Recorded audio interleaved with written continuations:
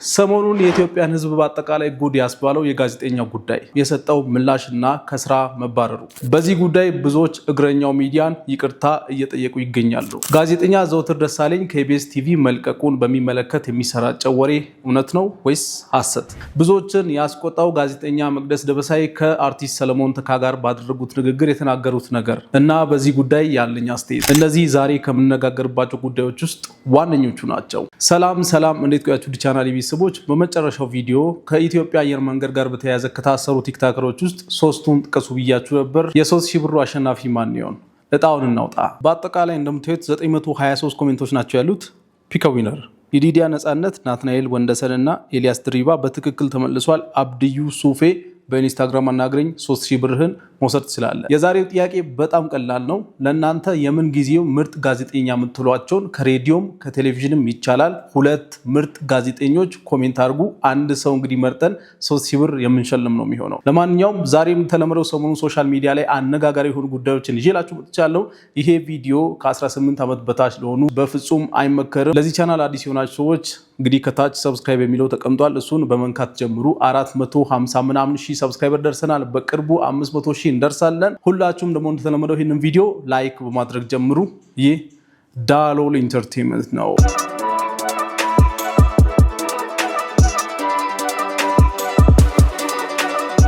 ቀጥታ እንግዲህ ወደ አነጋጋሪው ጋዜጠኛ ጉዳይ ስንገባ በጣም ብዙዎችን ያስደነገጠ ነገር ሰሞኑን ሶሻል ሚዲያ ላይ ተለቆ አይታችኋል ብዬ አስባለሁ። ሰሞኑን አንድ ጋዜጠኛን በሚመለከት የሚለቀቁ ቪዲዮዎች፣ ጽሁፎች እንዲሁም የድምፅ ማስረጃዎች በጣም አስደንጋጭ ናቸው። በቅርቡ እንግዲህ ከኢትዮጵያ ሴቶች እግር ኳስ ጉዳይ ጋር ተያይዞ ተመሳሳይ ነገር አንስተን አውርተን ነበረ። እናም ለዚህ ቻናል አዲስ የሆናችሁ ሰዎች ይህን ነገር ላታውቁት ትችላላችሁ። ግን እንደዚህ አይነት ነገሮች ሲወሩ ሶሻል ሚዲያ ላይ ቻናላችንን እስከ ማዘጋት ድረስ ሊደርስ ስለሚችል ሁላችሁም በተቻላችሁ መጠን ይሄን ቪዲዮ ላይክ፣ ሼር በማድረግ እንግዲህ እንድትተባበሩን ያው የትብብር ጥያቄ በማንሳት ነው የምጀምረው። ምን እንደተፈጠረ ያልገባችሁ ሰዎች ካላችሁ ሰሞኑን የተፈጠረው ነገር ትንሽ ላሳያችሁና ይሄ ነገር ከየት እንደጀመረ አጀማመሩ ምን እንደነበረ እናም ምን እየተባለ እዚህ ደረጃ እንደደረሰ አሳያችኋለሁ። ለማንኛውም ሰሞኑን አዳማ እንግዲህ የመደብደብና የዘርፊያ ሙከራም እንደተደረገበት ራሱ ጋዜጠኛ ሶፎንያስ የራሱ ፔጅ ላይ ፖስት አድርጎ ነበረ። ያንን እስቲ ፖስት የተነበበ አንድ ላሳያችሁና እንመለስ። ጋዜጠኛ ሶፎንያስ ከድብደባ አደጋ አምልጫለሁ ሲል እንግዲህ በኦፊሻል ፌስቡክ ፔጁ ተናግሯል ማለት ነው። እንግዲህ ይህም የሆነው ከጥቂት ቀናት በፊት ወደ አዳማ ይሄዳል። አዳማ የሚሄደበት ምክንያት ጓደኛው የላከለትን ላፕቶፕ ለመቀበል ነበር። ከተቀበለም በኋላ ላፕቶፑ የሰጠውን ሰው ማለት ነው አብሮት በባጃጅ ወደ መናኸሪያ ልሸኝ በማለት ይሄዳል። በሚሄድበትም ሰዓት ሰውየው እንደወረደና እሱ ከወረደ በኋላ ሁለት የማያውቃቸው ሰዎች ስሙን እየጠራ እንደጠሩት ከጠሩትም በኋላ የያዘውን ላፕቶፕ ተቀብለው የድብደባ ወንጀል እንዳደረሱበት ነው እንግዲህ የተናገረው ጋዜጠኛ ሶፎንያስ። በዚህም ድብደባ እንግዲህ ብጮም ብጣራ ማንም ሰው ሊደርስልኝ አልቻለም። በዚህም የሞቴን እንግዲህ ታግዬ ሮጬ አምልጫቸው ወደ መናኸሪያ ለመሄድ ደርሻለሁ ወይ ደግሞ ተርፌያለሁ ብሎ ተናግሯል። በዚህም አጋጣሚ እንደ አክሽን ፊልም ሰዎች ቆሙ እያዩ ነበር። ማንም ሊረዳ ፈቃደኛ አልነበረም ሲል እንግዲህ የታዘበውን ነገር ተናግሯል። እንግዲህ ከሞትም እንዳመለጠ ነው ጋዜጠኛ ሶፎንያስ የተናገረው። እንደሰማችሁት እንግዲህ አዳማ ከባድ ነገር እንደደረሰበት ከሞት እንደተረፈው ሲናገር ነበረ። የፌስቡክ ፔጁ ላይ ያሉት ነበረ። በወቅቱ እንግዲህ እዚህ ቻናል ላይ እንደምታውቁት በጣም ሴንሲቲቭ የሆኑ ሰዎችን ሊጎዱ የሚችሉ አላስፈላጊ መልእክት የያዙ ነገሮችን አናስተላልፍም፣ ታውቃላችሁ ይህንን። እናም ይህንን ጉዳይ በሚመለከት አብዛኞቻችሁ ሶሻል ሚዲያ ላይ በጣም አጸያፊ ነገሮችን አይታችኋል ብዬ አስባለሁ። ስለዚህ እዚህ ቻናል ላይ ደግሜ እነዛን ነገሮች አላሳያችሁ። እኔም እንግዲህ ባላየው ብዬ ነው የምመኘው። ምክንያቱም ከትናንትና ጀምሮ ራሴን ነበር ሲያመኝ የነበረው። ምን አለ ይህንን ነገር ባላይ፣ ምን አለ ባልሰማ ነው ያልኩት። ስለዚህ ያንን ነገር ድጋሚ አላሳያችሁም እና የቮይስ ሜሴጆች፣ ቴክስት ሜሴጆች፣ ማስረጃዎች በቃ ማለት በግልጽ ያያችሁ ሰዎች አይታችኋል። እዚህ ጋር መድገም አያስፈልግም ቶታሊ። እና እኔም ደግሞ ሪከመንድ አላደርግም፣ እንድታዩ እንድሰሙም ሪከመንድ አላደርግም። ማንም ሰው ይህንን ሰምቶ ደስተኛ ይሆናል ብዬ አላስብም እና ይቅርባችሁ። ባጭሩ በጣም የሚያስጠላ ቴክስት ሜሴጅ፣ በጣም የሚያስጠላ ቮይስ ሜሴጅ ነውና ባታዩት ይመከራል ባጭሩ። ለማንኛውም በጣም ብዙ ሰዎች ከዚህ ቪዲዮ በኋላ ነገሩን በትክክል አንደርስታንድ ሊያደርጉ ቻሉ። እሱም እንግዲህ ፖስት ያደረገውን ከፌስቡክ ፔጁ ላይ አነሳ ማለት ነው። ስለዚህ ጉዳይ ከተወሰኑ ወራት በፊት እግረኛው ሚዲያ ላይ ተወርቶ ነበርና በወቅቱ ጋዜጠኛው ጠይቆ በጣም ብዙ ነገር ተብሎ ነበረ እና ያንን ቪዲዮ እስቲ ላስታውሳችሁና አሁን እየተፈጠረ ስላለው ነገር እናወራለን። ያኔ ጋዜጠኛው ምን ብሎ ጠይቆ ነበር፣ የህዝቡስ ምላሽ ምን ነበር የሚለውን እናያለን። እስቲ ጋዜጠኛው በወቅቱ የጠየቀውን ጥያቄ አንዴ ላሰማችሁ። ነው ላይ ተገቢ ያልሆነ ነገር ሰምቻለሁ ብዬ ነው ወይ ታዋክ አስተያሰማ እሺ ችግር የለውም። አሁን ለጊዜው ረፍት ላይ ነኝ። በሳምንት 2 ቀን ዜና አነባለሁ። ሬዲዮ ፕሮግራም አለኝ፣ ስፖንሰሬ ነው፣ እዛ ላይ እሰራለሁ። ከዛ ውጭ ቤት ነኝ። የቤት እመቤት ይላል ማለት ነው። የቤት ቤት ቁጭ አይስት የሚቀመጥ ማለት ነው። እናቶቻችን የቤት እመቤት አይደል? ተቀመጣለን። ቢዚ በሆነ ደስ ይለኝ ነበር።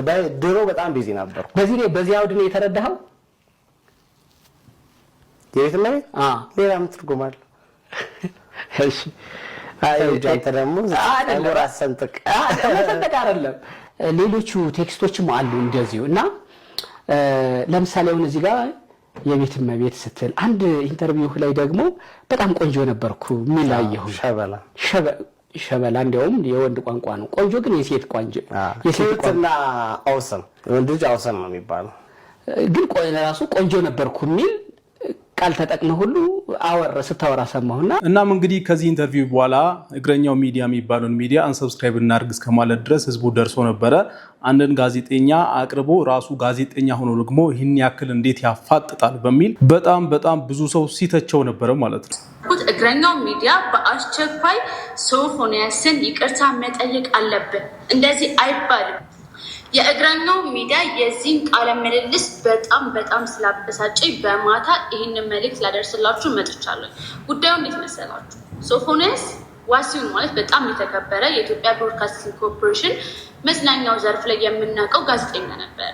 ታዲያ ግን በአንድ ክስተት የሰው ልጅ ነውና ብዙ ነገሮች አብን ያደረጉበት የተፈጠረውን ነገር ሁላችንም እናስታውሳለን። እሱን ታሪክ ደግምላችሁ አይደለም። ነገር ግን የታሪክ ከተፈጠረ በኋላ እግረኛው ሚዲያ እሱን ቃለመጠይቅ ያደረገበት መንገድ በሙሉ አናዶኛል። ማንም ሰው በእንደዚህ አይነት ህይወት ውስጥ እንኳን ቢኖር እንደዚህ አይነት ጥያቄዎች አይጠየቅም። አንደኛ። ሁለተኛ ነገር ደግሞ እሱን እንዴት ነው ብሎ መጠየቅ ይሻላል ወይስ ሰውየው ላይ ፈርዶ መወሰን ይሻላል? በእውነት በጣም ነው ያዘንኩት። እግረኛው ሚዲያ በአስቸኳይ ሶፎንያስን ይቅርታ መጠየቅ አለብን። እንደዚህ አይባልም። በቃ እንደዚህ አይባልም። የምሬን ነው የምነግራችሁ። የሰው ልጅ ቢሆን እንኳን እንደዚህ አይባልም። እና ህዝቡ በአጠቃላይ ሶፎንያስን ይቅርታ ይጠይቅ እያለ ነበር። አሁን ሁሉም ሰው እንግዲህ ተገልብጦ ደግሞ እግረኛው ሚዲያን ይቅርታ እየጠየቀ ነው። አሁን እሷም ይቅርታ ጠይቃለች። ያው በስራ ሂደት ውስጥ እንደዚህ አይነት ስህተት ሊያጋጥም ይችላል። ያያችሁትን ነገር ነው እናንተ የምትናገሩትና አሁን ነገሩን ሲረዱ አብዛኞቹ አሁንስ ምን ትያለሽ ስትባል አዎ ልክ ነው የሚል መልስ እየሰጠች ነው የምትገኘው። ሌሎችም እንደዚህ አይነት ቪዲዮ ሰርተው የነበሩ ሰዎች በአጠቃላይ ይቅርታ እየጠየቁ ነው ያሉት። እስቲ ከይቅርታዎች ውስጥ አንዱን ላሳያችሁ። እግረኛው ሚዲያ ማየት ያቆምኩት ከሶፎንያስ ኢንተርቪው በኋላ ነው። በጣም እግረኛው ሚዲያ በጣም ነበር መከታተለው። ከየኔታ ጀምሮ የራሱን እግረኛው ሚዲያ የሚለውን እስኪከፍት ድረስ በጣም እየተከታተልኩት ነበር እና የሶፎንያስ ኢንተርቪው ላይ በጣም የማይሆኑ ነገሮች ሲያስጨንቀው ሳይ በጣም አሳዘነኝ። ለምን ከሆኑ ቀናቶች በፊት ሰይፉ ላይ ቀርቦ በጣም ከስሮ ዲፕሬሽን ውስጥ እንደገባ ምናምና ጭራሽ ይህን ልጅ ሊያሳብደው ነው እንዴ ብዬ እኔማ በቃ ምን አይነት ሰው ነው በቃ ተበላሻ፣ የራሱን ቻናል ሲከፍት ተበላሸ ብዬ ሁላ ለሰዎቹ ኢቭን አምቼዋለሁ።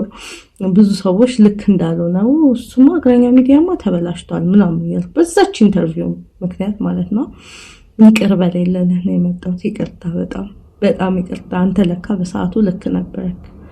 ያው አሁን እኔ ሰው ላይ ለመፍረድም አልመጣሁም፣ ጣቴንም ልቀስር አልመጣሁም። እግዚአብሔር ልቦና ይስጠው፣ እግዚአብሔር ወደ ቤቱ ይመልሰው፣ እግዚአብሔር ወደ ወንድነቱ ይመልሰው። ግን እኔ ደግሞ ተሳስቼ ሳማ ስለነበር እሱን ይቅርታ ለመጠየቅ ነው። እኔን መሰሎች ስናማ ለምን እንደዚህ ያረክ ብለን በጣም ስንቃወም ነበረ።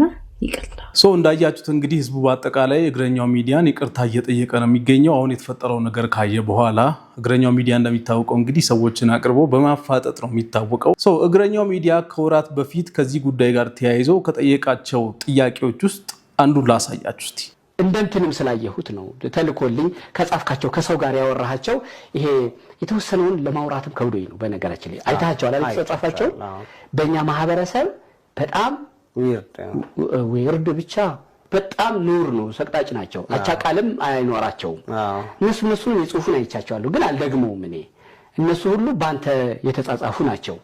እንደገና ይሄን የላኩ ሰዎች ደግሞ የላኩልኝ የተጻጻፍካቸው ሰዎች ደግሞ በግልም ኮንታክት አድርገውኝ ነበር።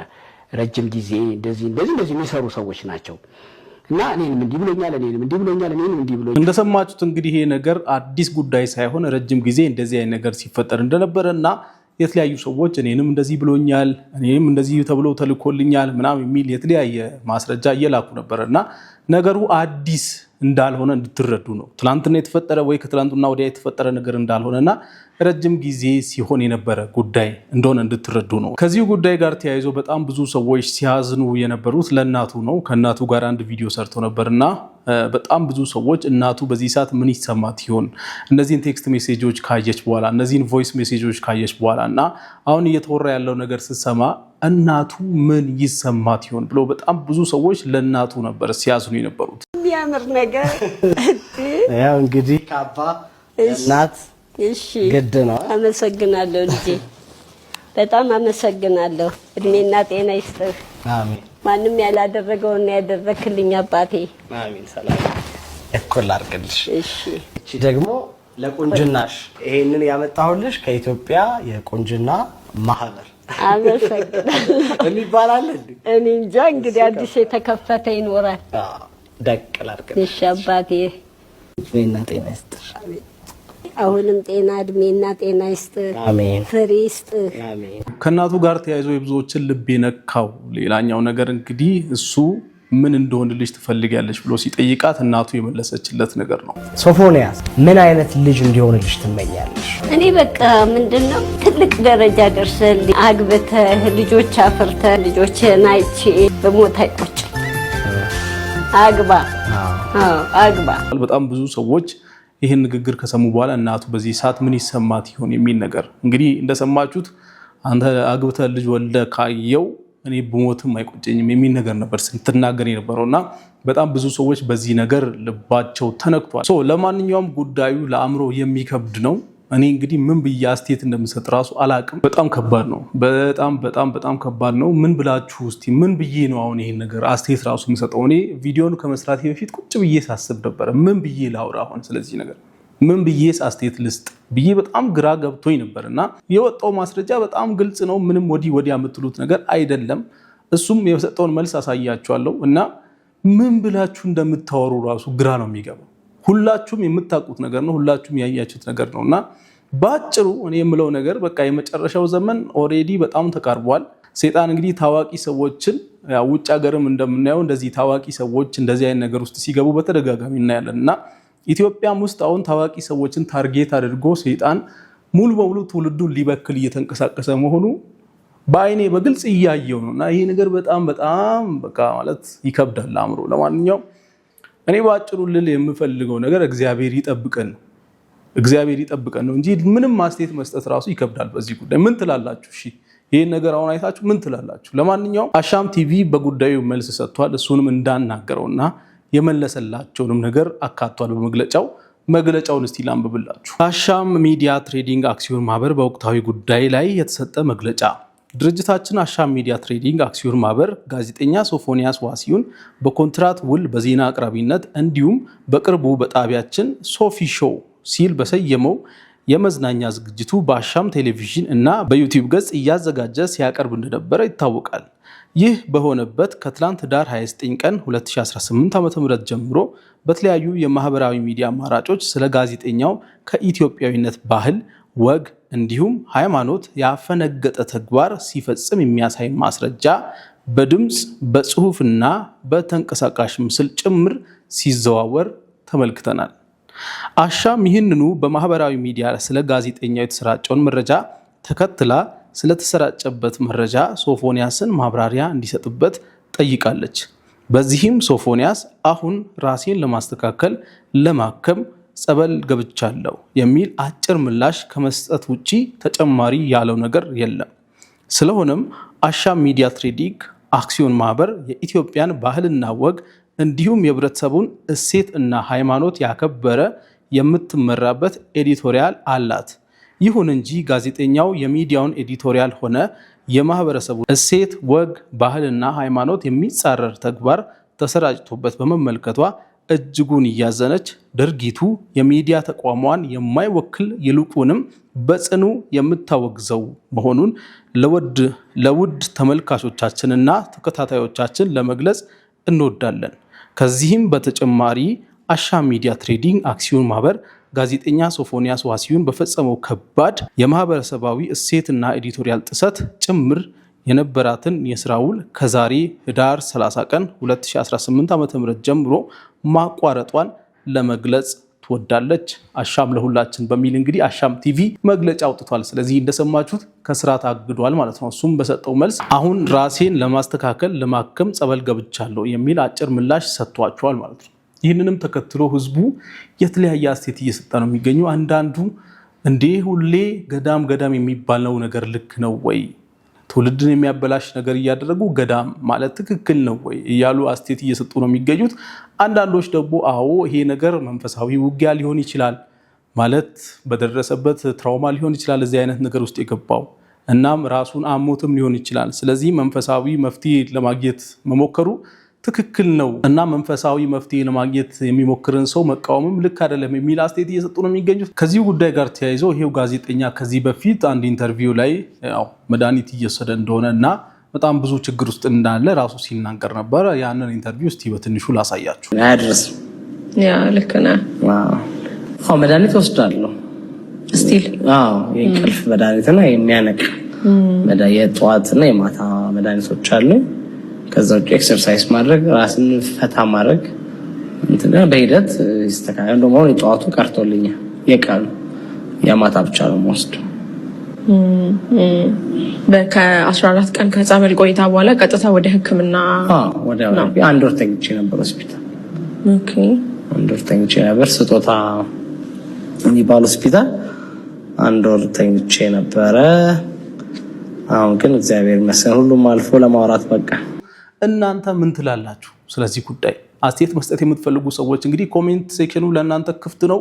ሀሳብ አስተያየቶቻችሁን በዚህ ነገር ላይ ብትሰጡ ደስ ይለኛል። እኔም ኮሜንቶቻችሁን ገብቼ ስለማነብ ሀሳባችሁን እስቲ ስጡ። ምን ትላላችሁ ስለዚህ ነገር? አሁን ሌላኛው ዛሬ የምናወራበት ጉዳይ ጋዜጠኛ ዘወትር ደሳለኝ ከኢቢኤስ ቴሌቪዥን ለቋል የሚል መረጃ በተለያዩ ሶሻል ሚዲያ ፕላትፎርሞች ላይ እየተለቀቀ ነው የሚገኘው። የተለያየ መረጃ የተለያዩ ሰዎች እየለቀቁ ነው የሚገኙት። አንዳንዶች ተባሮ ነው፣ አንዳንዶች ደግሞ ታግዶ ነው፣ አንዳንዶች ደግሞ ራሱ ለቆ ነው የሚል አስተያየት እየሰጡ ነው የሚገኙት።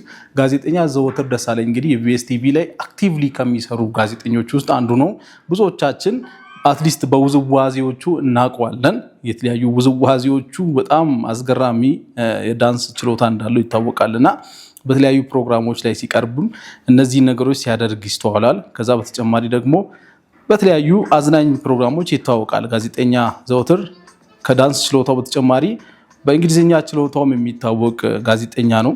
ሰዎች በዚህ ነገሩ ብዙዎች ያደንቁታል ጋዜጠኛ ዘወትርን እና አሁን ከኢቢኤስ ቴሌቪዥን ለቋል የሚል ነገር እየተሰራጨ ነው የሚገኘው። ነገር ግን ጣቢያው ያወጣው ግልጽ የሆነ መግለጫ የለም።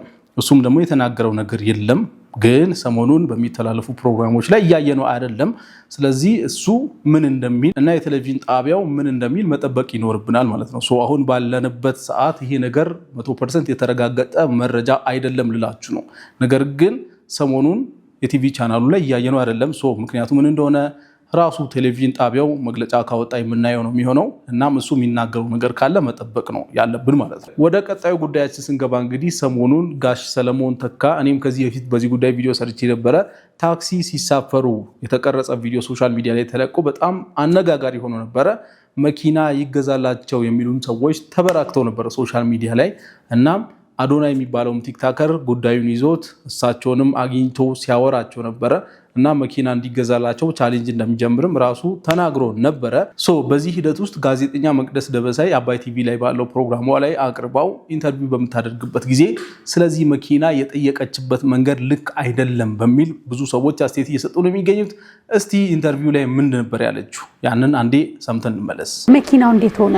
አንዳንዴ ምን ይሆናል በእርግጠኝነት እሱም ጋር ይመጣል ጋሽ ሰለኝ መኪናው ሴት ሄዳሉ ያልገዛ አይደል እንደሚሉ ጥያቄዎች በጣም አንቺ እንደውም በነብረኝነትም እኔን ሁሉ የተናገሩኝ ሰዎችም አሉ ለፌክ ነው ለምናምን ነው እሱን አውትሻይ ለማድረግ ለምረጡኝ ቅስቀሳ ነው ብዙ የሰደቡኝም እንደውም እዚህ መግለጽም አልፈልግም በጣም በነውር ይሄ ብልግና አላላል እንደሱ አይነት ነው ብለውኛል እግዚአብሔር እንግዲህ ለሁላችንም ልቦና ይስጠን እንደዚህ ነው ማለት አሁን እሱ የመኪና ይገዛላቸውን ሐሳብ አቅርቦ መንገድ ገፍቶበት ምን ደረሰ አሁን ጋር ሲያለ እኮ እሱን ነው የምልሽ አሁን እንደዚህ ነገር አልከታተልም እሱ ምን አሉት ማለት ነው አሁን እሱማ የዛን ጊዜ አርብ ለስንገናኝ ገና ከዚህ በላይ መኪናው ይገዛል በኔው ንበት መኪና ይገዛል አሁን ቻሌንጅን ጀምረናል ነው ያለው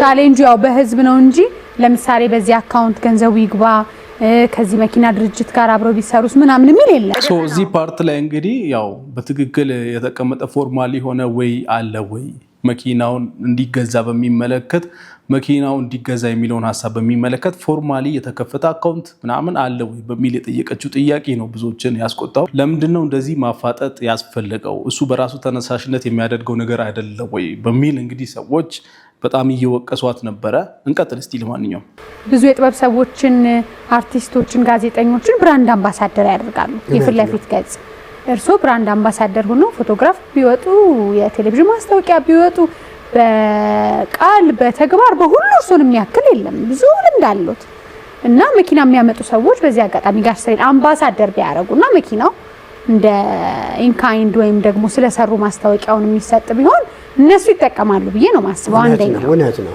ሁሉም ደግሞ ቻሌንጅም ከሆነ ወይ አካውንት ተቀምጦ ወይ ደግሞ መስመር ያዘ ነገር ሆኖ ወይ የራሱ የሆነ ጋር አካውንት ተቀምጦ በዛ ሰዎችም አቅማቸውን እየሰጡ መኪናው መገዛት አለ መስመር መያዝ አለበት ነው አይደል እንግዲህ እነሱ ናቸው የሚያውቁት ራሱ አዶናይና አካባቢው ያሉ ሰዎች ናቸው የሚያውቁት እኛም ድረስ እናሳስባለን እስካሁን ድረስ ማቀው መስመር ቢዝ ውል ቢዝ ደግሞ እሱ ካነሳው ንቅናቄ አንፃር ይሄ ያቀረበችው ሌላ ሐሳብ ነው በእንደዚህ አይነት መንገድ ከሚሆን ደግሞ ብራንድ አምባሳደር በመሆን ለመኪና አስመጪዎች ያው ማስታወቂያ በመስራት ድርጅቱ መኪና ለርሶ በመስጠት ያ ነገር ሊደረግ ይችላል የሚል አማራጭ መንገድ በማሳየት ነው ይሄንን በሚመለከት ሰዎች የተናደዱበት ምክንያት እሱም ኢንፍሉዌንሰር ነው ሶሻል ሚዲያ ላይ ያለ ኢንፍሉዌንሰር ነው እሷም ደግሞ ጋዜጠኛ ናት ይህንን ሐሳብ ቀድማ ለምን እሷ አላደረገችም የሚል አስተያየት የሚሰጡ ሰዎችም አሉ ሌላ ደግሞ እሱ በራሱ ወይ የሞከረ ስላለው ቻሌንጅ መጨረሻ ላይ መኪና ማይሰጣቸው ከሆነ ወይ የሆነ ነገር ከተፈጠረ መጠየቅ ነው እንጂ አሁን ላይ ገና ነገሩ ባላለቀበት ሁኔታ ለምን